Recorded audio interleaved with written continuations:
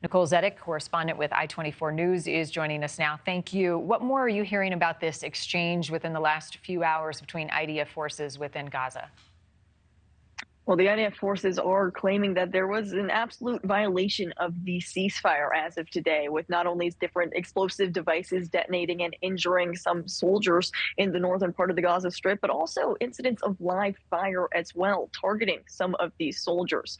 Now, although this was a clear violation of the ceasefire, from what we're seeing so far, but despite some pushback in the Israeli government, specifically from National Security Minister Itamar Ben-Gvir, saying that the Prime Minister needs to have a stronger response to what's happening, which we have not seen yet.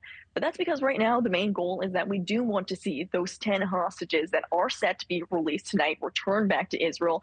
The majority of Israeli citizens want to see that. And in fact, as we're speaking right now, we're hearing from some Egyptian reports that the first signs of movement as far as those 10 Israelis who are expected to be released tonight, we are seeing some of that first sign of movement, possibly them being transferred over to the Red Cross right now, still in Gaza. But this is exactly what Israel wants to see. And so that's likely why we did not see a strong response to this violation from the ceasefire with Hamas. And we have to remember it's not surprising to many Israelis that we are seeing this violation of the ceasefire, because on day one of the ceasefire, within 15 minutes, Hamas wanted to kind of have the final last word and flew some rockets towards some of these southern border communities. So, well, this is the first major violation of the truce. This is not the first violation that we have seen over the past 5 days. Nicole, I know that you've been in touch with some of the families of hostages that have been released. Share with us some of the stories that have been expressed and shared with you.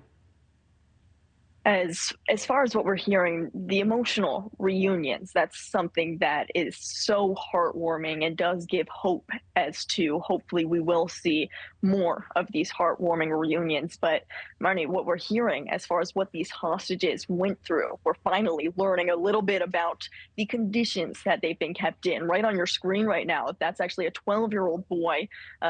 It's heard that for the first period, he was kept all by himself. This 12-year-old boy. Finally, he was moved to be with some other people that were also kidnapped. For that first period, he said that was the most difficult part because he was all alone. Now, some other reports we're also hearing from little 9-year-old Emily Hand. Her father is saying that she can't speak above the sound of a whisper because she was so conditioned to not making a noise, not speaking at all. These hostages also, one of the first things that the IDF and Israeli forces did when they were rescued was give them an eye test because they hadn't seen the light of day for 50 days.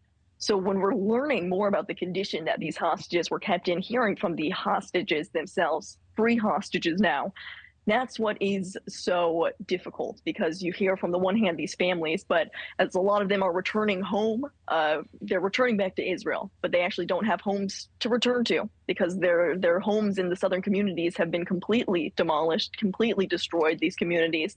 And along with that, as many of these children are coming home, they're finding out for the first time that their parents were killed, that other relatives still remain captive in Gaza. So as we're hoping to see those 10 other Israelis return back to Israel tonight, that would mean about 150 hostages still remain in Gaza as we speak. And do we know if the hostages were moved around much while they were in captivity? Were they underground? Do they even know that? And we're hearing different things depending on different hostages. Many of them were moved around, as I spoke about that 12-year-old boy who was originally kept by himself before being moved to a large group of hostages.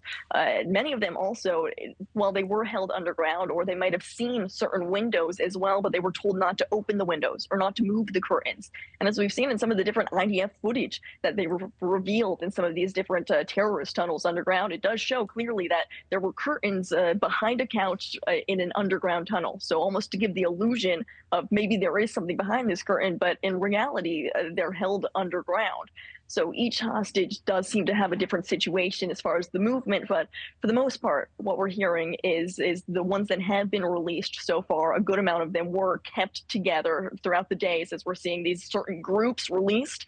Many of them were kidnapped from the same communities. And so they were kidnapped. They had been held together for the majority in these little pockets. And that's also why we're seeing now they have been released also in different units throughout these 4 days and now in this 5th day. Thank you for watching. Go to newsnationnow.com to find NewsNation on your television provider. And don't forget to click the red subscribe button below to get more of NewsNation's fact-driven, unbiased coverage.